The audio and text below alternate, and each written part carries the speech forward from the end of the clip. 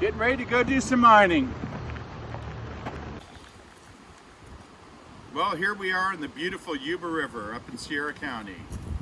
This is where we have our yearly Yuba River Bash, and we're all looking forward to some good gold, and we're going to see what we can find. I brought with me today an A52S, which is one of our new sluices, which allow you to actually run material without screening it. And it also has legs, and it has a few other things. I'm going to open it up and I'm going to unpack it and show you guys how this thing goes together. Let's cut it open and see what we got.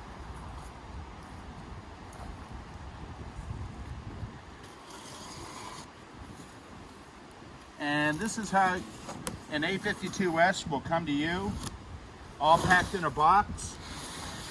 Weighs about 19 pounds, I believe. And sometimes to make it a little easier, we're going to take the legs and we're going to stick them inside of the backpack. So, this is what you get when you open it. Lots of times I kind of suggest that you take some soapy water and wash everything off real good.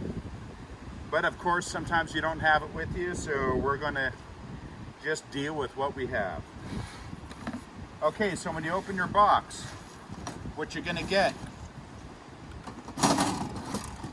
is one flare with the small little adjusters here that allow you to clip your screen in. Next, okay, we have our screen here. We made a couple little changes so you don't lose the wing nut on this. We put a little nylon nut on here, and what that does is, so you can't take out the wing bolt and lose it. And for the sluice, here's our sluice. Now for bolts, you should get a package with 7 bolts in it, nuts and washers, and also the wing bolts. We might as well just cut those open right now because we're going to be using it here pretty quick.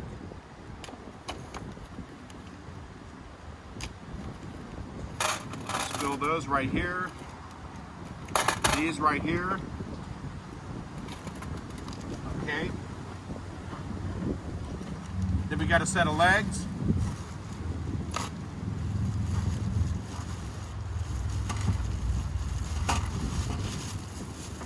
And we got 4 legs. Right now we'll stick that. We don't want to litter. And when we come up here, we normally try to pack out what we pack in and a little bit more. We always seem to be picking up someone else's garbage that they leave behind. Okay, these are the legs. The box, we'll put that away for right now. Okay, so the first thing we're going to do, we got all of our bolts, all of our wing bolts, and the legs. What's nice about this sluice is you don't need a stand because it has built-in legs, and all these legs articulate and they telescope. So the first thing I'm going to do is I'm going to start putting the bolts in, and the flare fits inside of it. So I put a couple of the top ones in here first, and I'm not going to tighten any of the bolts yet. Our bolts in, now we're going to put our nuts and washers on.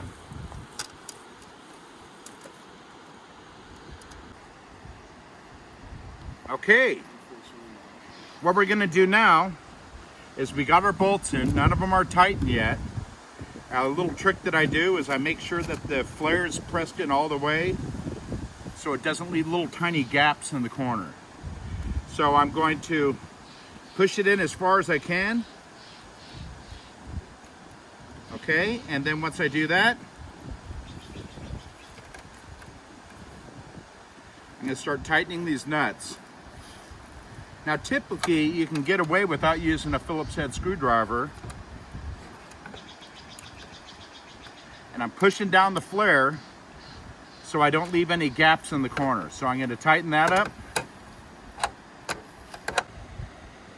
Okay, make sure all your bolts are real tight.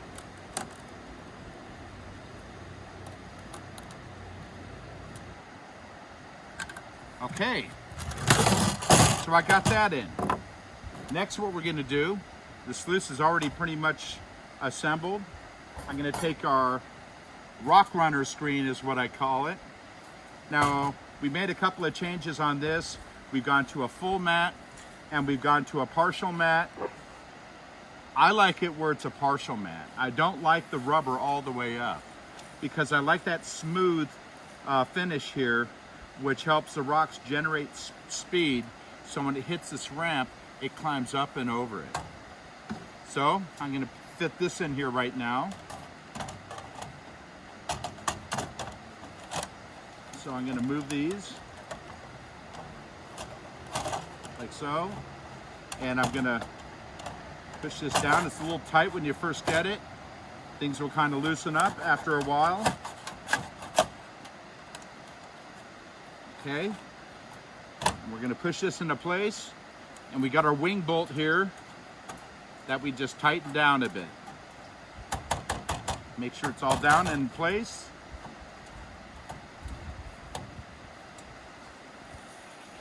Tighten it down as far as it can go. And now these are little hold downs here. And so what we do is we bend these over, and what this does is it keeps that lip right here nice and tight so you don't get any gaps. Because once you get one or two rocks going underneath this edge here, it just allows more and more rocks to get in there and start spreading it and opening it up more and more. One of the unique features about this box is we have these swivel brackets on here. These swivel brackets actually hold the leg in there and allow us to articulate it and move it. So we put the legs in here. Now there's a button right here. This button, if you pull the button out and rotate it, it will stay in the locked position. Then we got our wing bolt right here. And we take our wing bolt and we put this in here. Okay. Now that the bolt button is pulled out, it pulls this pin. This is also spring loaded. So what we're going to do is we're going to rotate this into the upward position, or we can also change it into the forward position. So now we're going to put all the legs on. And then once we get it around the position where we want to keep it, rotate it till it pops in a little bit more. Now these legs will pop right into place. And all of these are done by a computerized water jet that cuts these holes absolutely perfect. Then we ream them to make sure that they're perfectly tight. This bracket is actually riveted onto the sluice, and it's done pretty precisely. And it's very heavy duty and it's very sturdy. There's not much movement in the leg itself. But I've noticed after a while, there's a nut behind here, a nylon nut, that you do have to tighten every once in a while. It does come a little bit loose after time. And then you can easily tighten the leg up. So we can adjust this into multiple different positions, like so. But when we're finished using it, and we want to carry it somewhere, we can rotate it down this way, or we can rotate it all the way around where it actually locks into one of the holes. So I pull the pin, rotate it, flip the leg all the way around, twist it where it drops in a little bit more, just like so. We're going to put the other legs on now. Same thing with this one here. Always pay attention to where the holes are so when the thing folds forward. So we're going to insert the leg in again.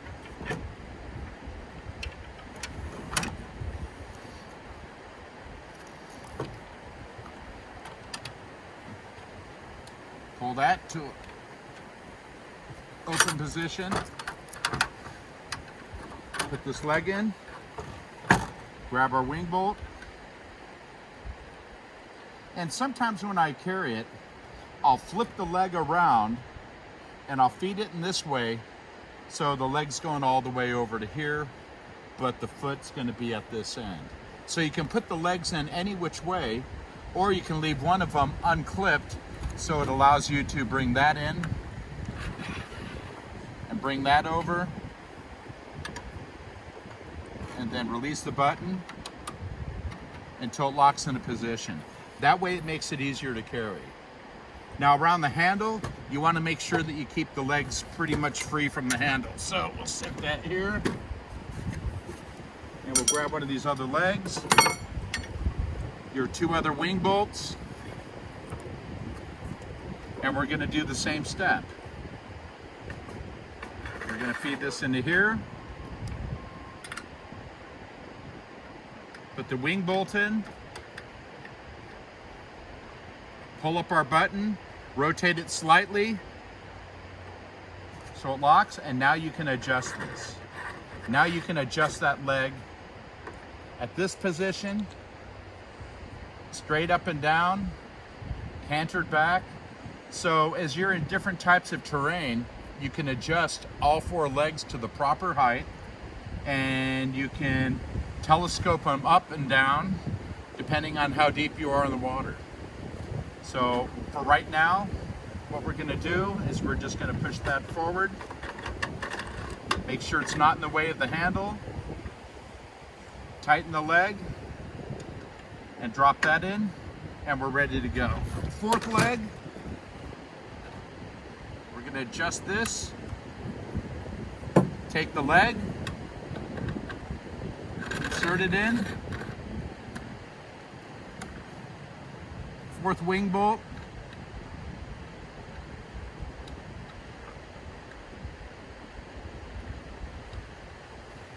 and even the hardware for it, even these wing bolts, we actually make these in our own factory. So what we do is we cut a piece with a water jet, we deburr it, and it makes for a super strong wing bolt that holds that leg and keeps it nice and firm. So we're in a lock position, so if we're carrying it, we're going to run that away, but actually keep that away from the handle to make it easier.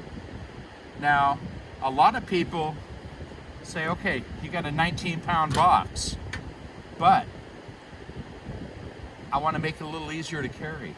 So sometimes what I'll do, I'll just take all the legs, pull them out, and until we get down to the river,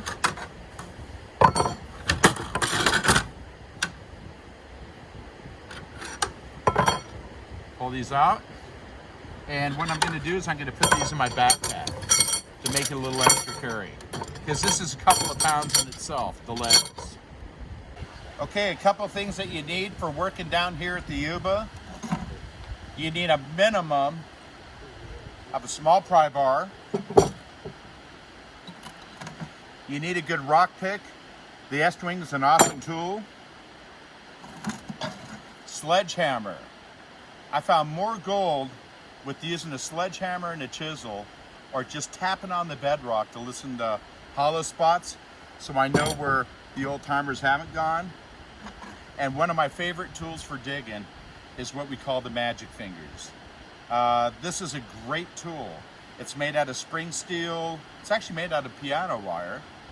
And we cut them in length and we weld them. And we have a special little clip that fits, and then we mold the handle. But with the magic fingers,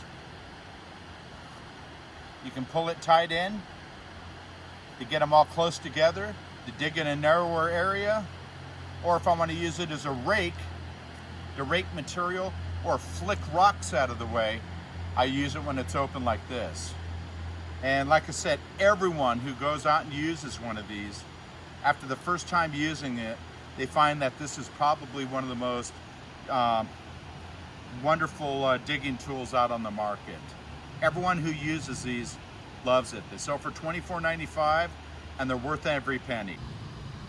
Besides having the right tools, another thing that's nice to have are these snappy grips.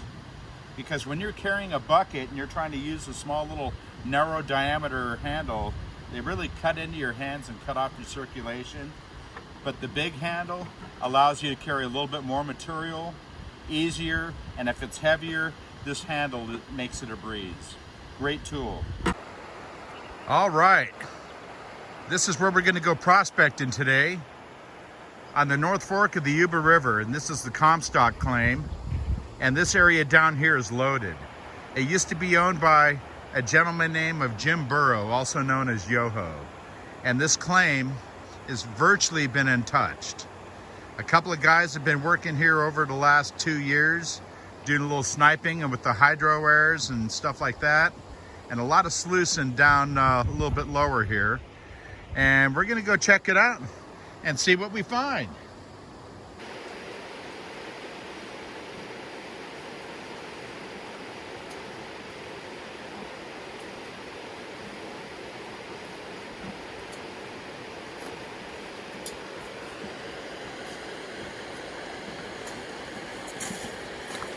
And it's always good to have a little bit of help.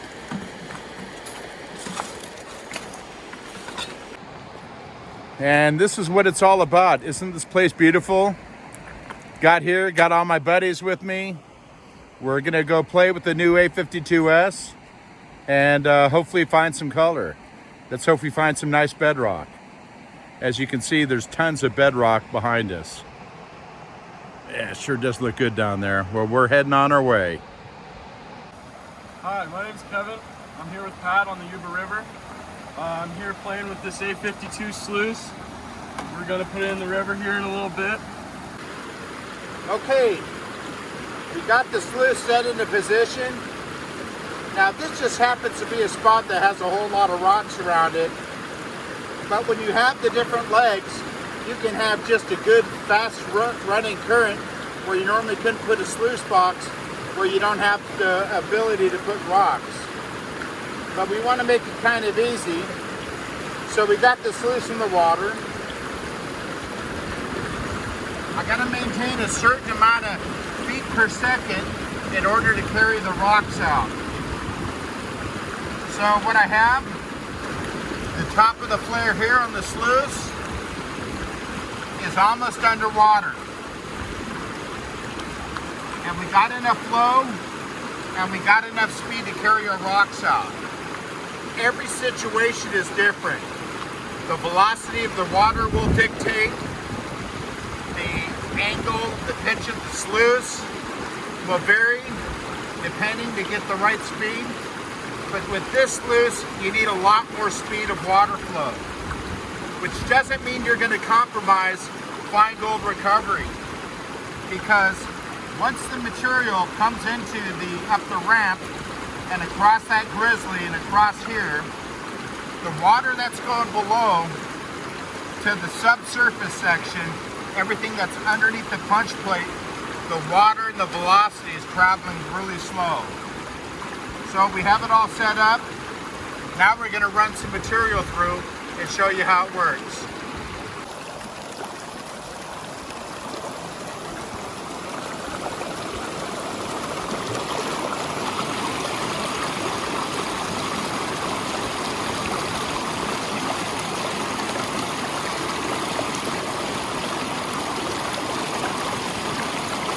All right, Kevin. Feed that gravel. The sluice is saying, feed me.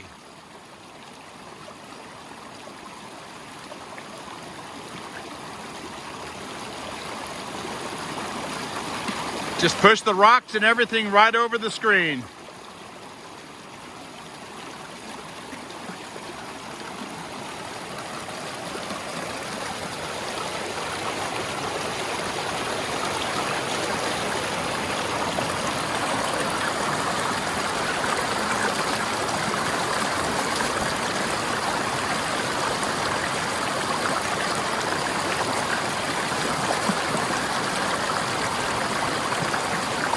Kevin, we got some gold to find. Once you get down to a certain amount of that bucket, just dump the whole thing in.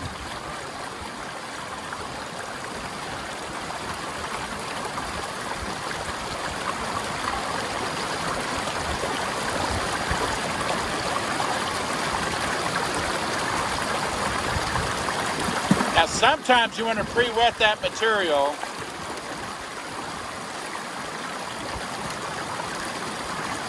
Now we barely have enough water flow here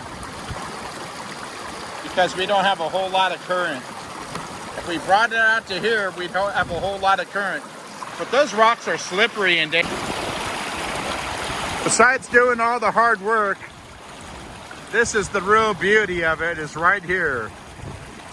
Being on the side of a beautiful flowing stream, looking at all the potential gold spots. A lot of golds came out of here. A lot of gold.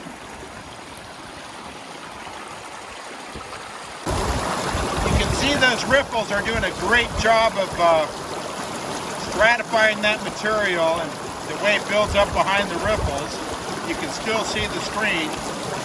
But the moment you can't see any of the screen, you can get too much black sand and it can start loading up. Now, is that this shiny little grid, the expanded metal? Or is that all gold? We'll just have to wait and see. This is a life. I'm never going back to work again. I think I've just decided to retire here. Look at that. I could get used to this every day. A little hard work, exercise, and gold. This A52, you're able to get a lot of material through at a time. And it separates the rocks really well. That's the A52S, son. A52S. Yeah. Yeah, it's a really great unit. You know how many buckets we gotta run? We gotta run a bunch. We're going to.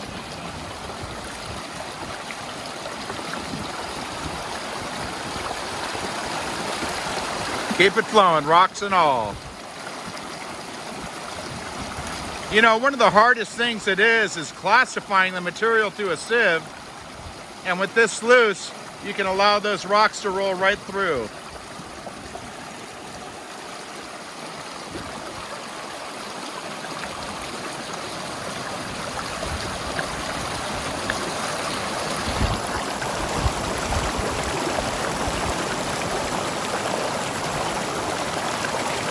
Look at that material just glide through, rocks and all, and still get the recovery.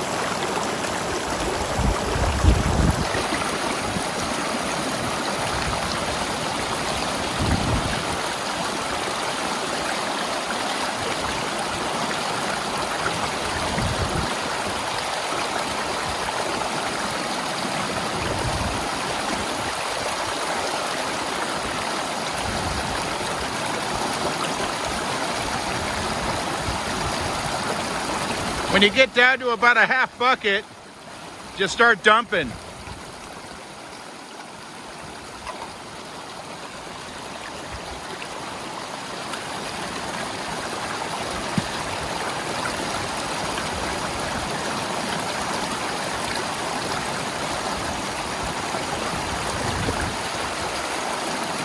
Okay, stop.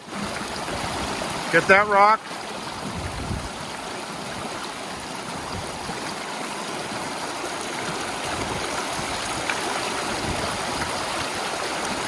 Dump those buckets.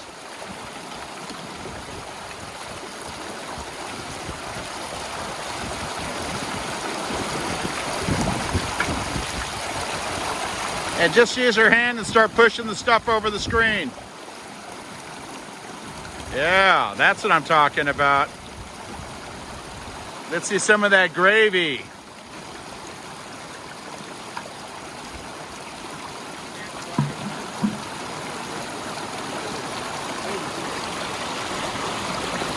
Move those buckets.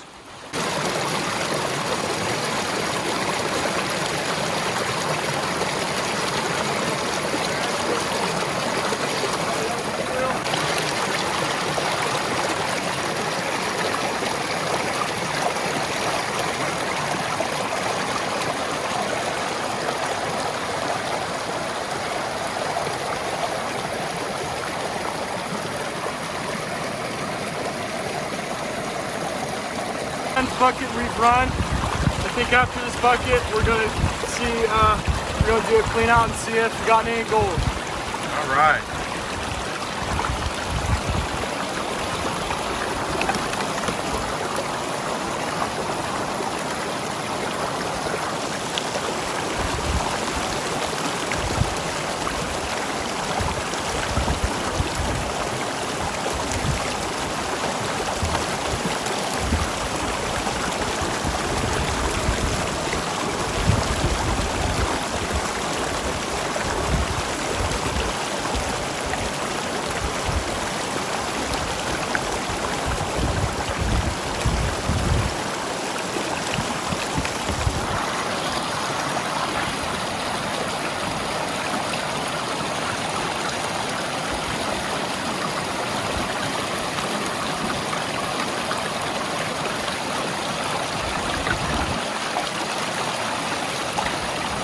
Now I can't show you exactly where we're digging or we'll have to kill you. It's a secret.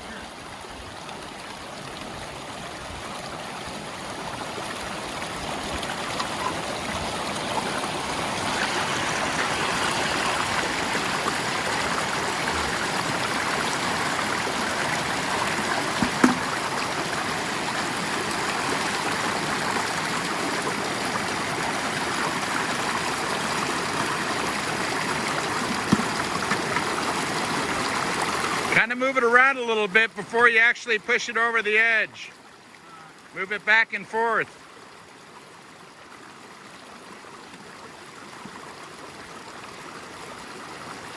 That's some good looking material there. That's it. Scrub the material back and forth a bit.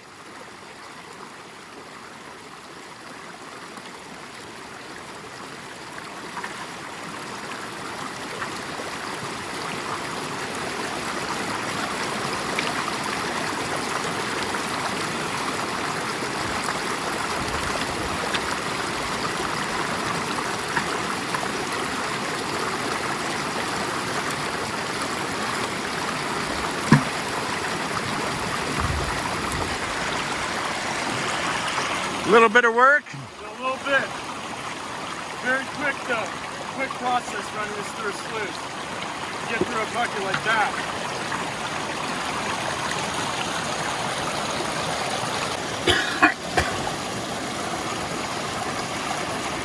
You can see that we got gold peppering our inspection mat. That's under the first section. Now some of the gold didn't even make it onto the mat. So I'm going to knock that up on the mat so you can actually see it.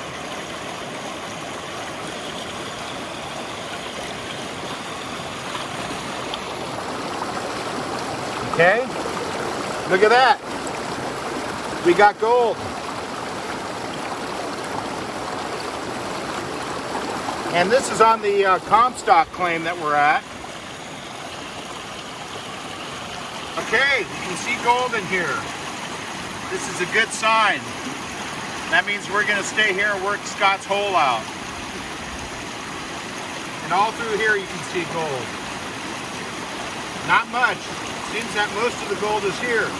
We'll find out more when we take it apart.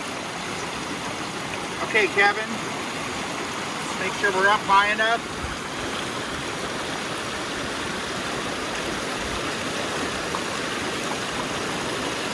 Okay.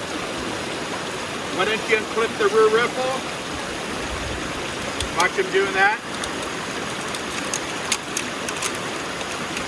Go ahead, lift it up. Easy. Pull out just a hair. Okay, bring it back in here. Let's wash off the ripples. Takes a little bit of splashing of water.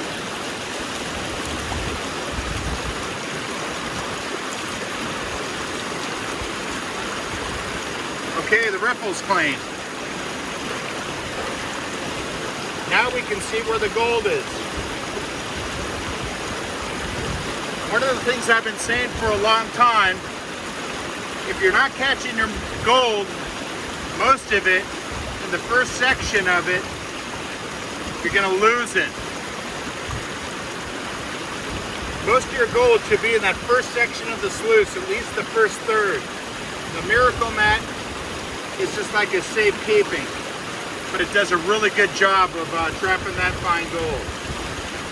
So what I'm going to do now is we're going to put a bucket at the end of it.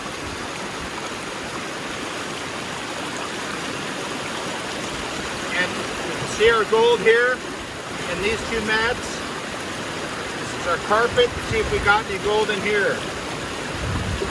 Look at that. Don't see much gold. They even made it this far.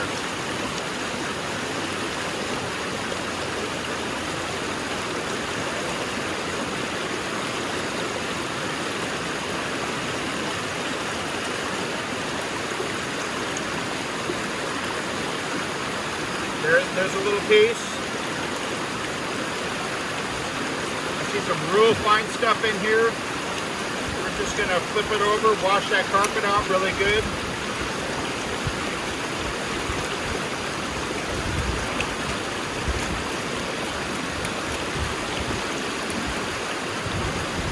Okay, first carpet clean. Second one, miracle mat. Let's see what we find in the miracle mat.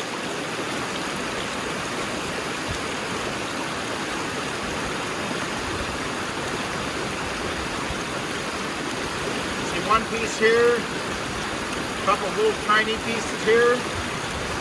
But most of the gold, now there's a few more pieces.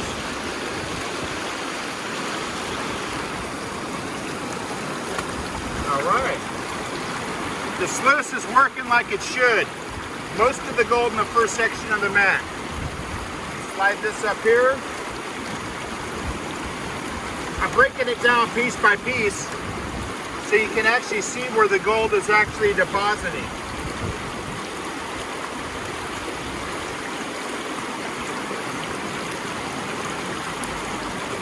Are we all the way underneath? You can kick the bucket in there a little bit more. Kick the bottom down. Make sure we don't lose any of it.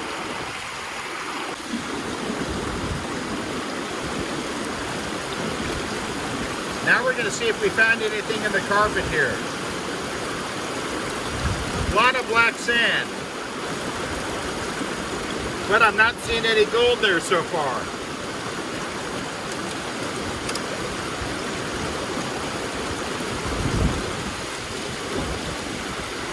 Look at that, it's pretty clean.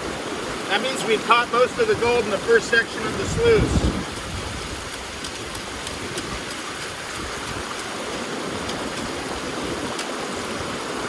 Make sure you wash your carpet out really good. Okay. Now we got almost all of our gold, all of our values in here, so I'm going to just splash some water in there.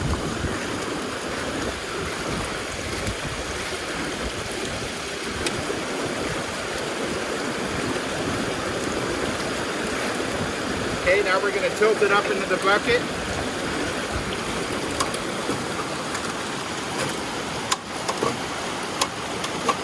Okay, get that in the bucket. Okay, stop. Relocate over to here. Now some of those old nuggets that like to stick and get inside of that rubber mat, and they likes to stay in there pretty good.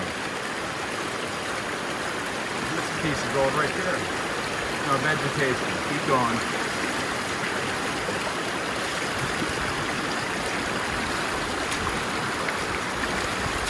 Right up in here, I see another little piece.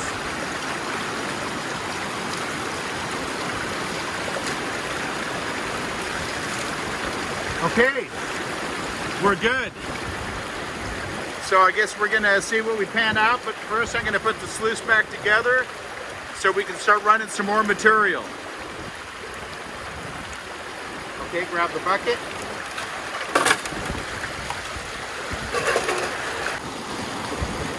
Okay. Put our carpet back in. Make sure the screen is faced the right way with the angles facing downstream.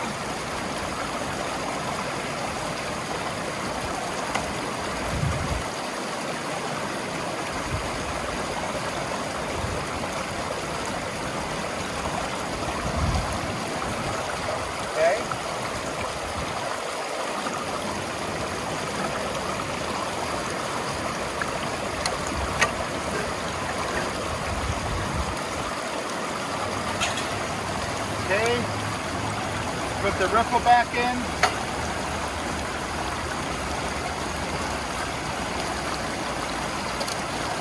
Put it back in. And we're going to take this piece.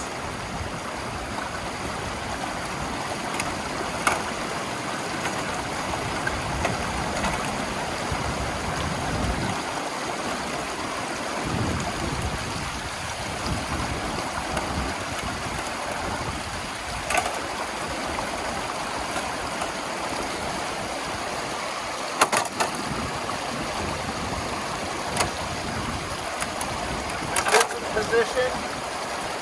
So we're lined up with the bolt.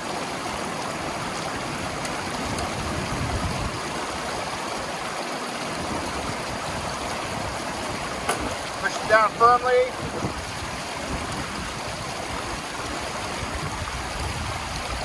Okay, we're in there tight.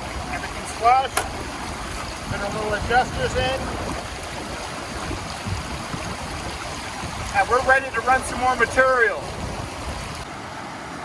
Okay, now we got our concentrates from the sluice. Got a lot of black sands in here.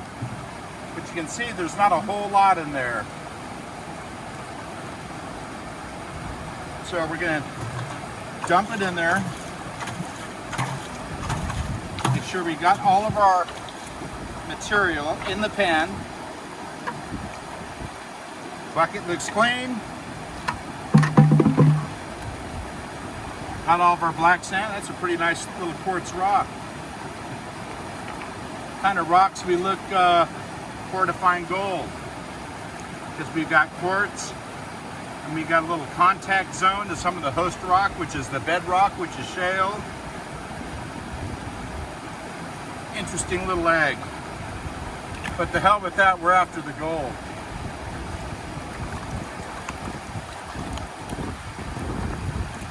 Now lots of times when you're using a pan, don't put too much water in it, and almost like you're floating on top of the water. Okay, shake it up, settle it down, look at the pan real good so you can see what's going on here.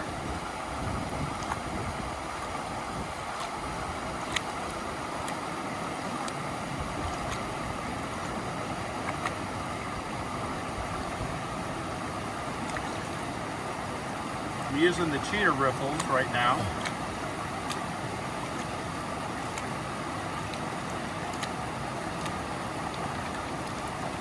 Shake it up good, make sure you settle that gold down to the bottom. Why don't you zoom in a little bit on the pan here.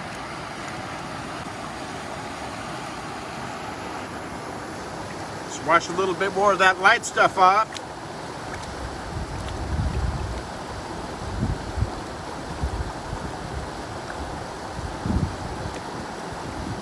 Now you notice we didn't have to classify any of this material. The sluice does a real good job at it.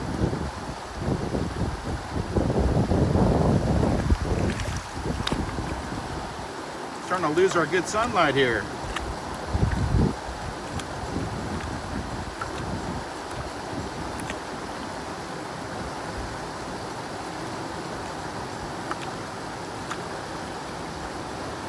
Okay.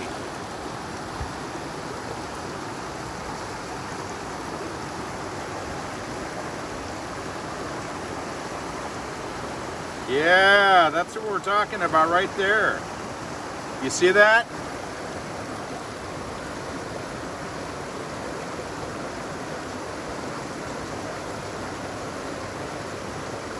That's 10 buckets on the Yuba. I should say thank you, Scott.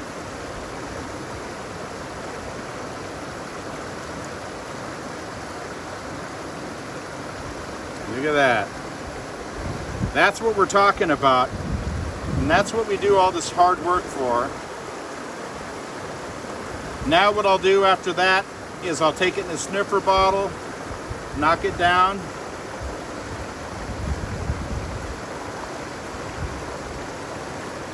I could pan it down all the way, but lots of times I like to do that over a tub. Look at that, there's a ton of super fine gold in there. Look at all that. No shit.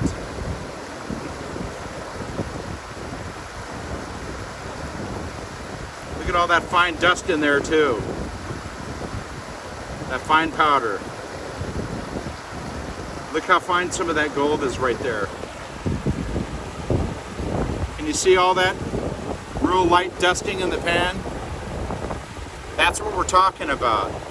It's the ability of a sluice box to be able to capture not just bigger stuff, but the fines, because the fines add up. And I will take the time later to get every single little piece out of there. Well, there we are. Yuba River 2020.